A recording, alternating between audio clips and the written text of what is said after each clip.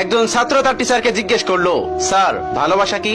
শিক্ষক বললেন, আমি তোমার প্রশ্নের উত্তর দিব, কিন্তু তার আগে তোমাকে একটা কাজ করতে হবে।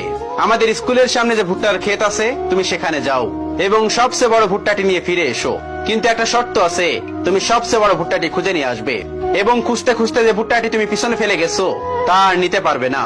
ছাত্রটি মাঠে গেল এবং ভুট্টার প্রথম সারিতে খোঁজা শুরু করলো। সেই সারিতে একটা বড় ভুট্টা ছিল, কিন্তু সে ভাবলো হয়তো সামনের সারিতে আর বড় কোনো ভুট্টা আছে, তার জন্য অপেক্ষা করছে।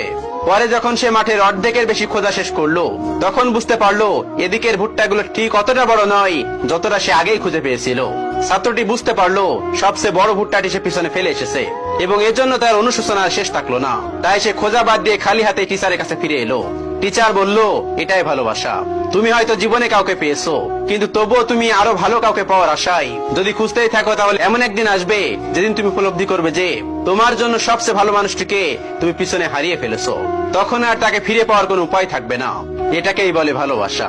তাই যে মানুষটা আপনার সাথে আছে, যে মানুষটা আপনার পাশে আছে, সেই মানুষটাকে কেয়ার করুন, সেই মানুষটাকে ভালোবাসুন।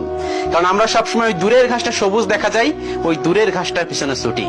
হয়তো সামনে আরো ভালো কিছু পাবো, হয়তো ভালো আরো কিছু আছে, এই জন্য আমরা সামনে দৌড়াতে থাকি।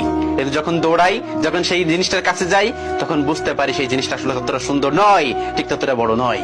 পিছনে যে জিনিসটা আপনি ফেলে যাবেন, পিছনে যে মানুষটাকে আপনি ফেলে যাবেন, সেই মানুষটা হয়তো আপনার জন্য পারফেক্ট ছিল, কিন্তু আপনি আরো ভালো কাউকে পাওয়ার জন্য, আরো ভালো কিছু পাওয়ার আশায় আপনি সামনে ছুটে গিয়েছেন।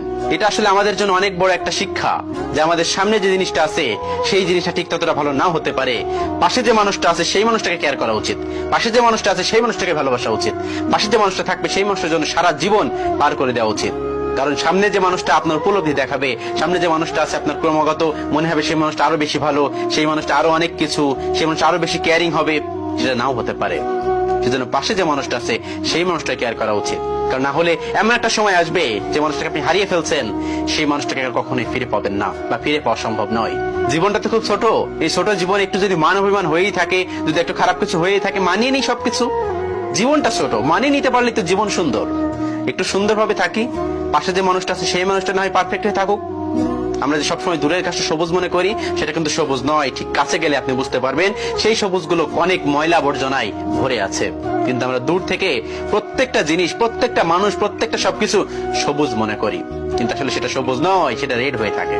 যদি এই শিক্ষামূলক কথাগুলো আপনি আপনার জীবনের সাথে নিতে পারেন, আশা করি আপনি অনেক এগিয়ে যেতে পারবেন, অনেক কিছু শিখতে পারবেন।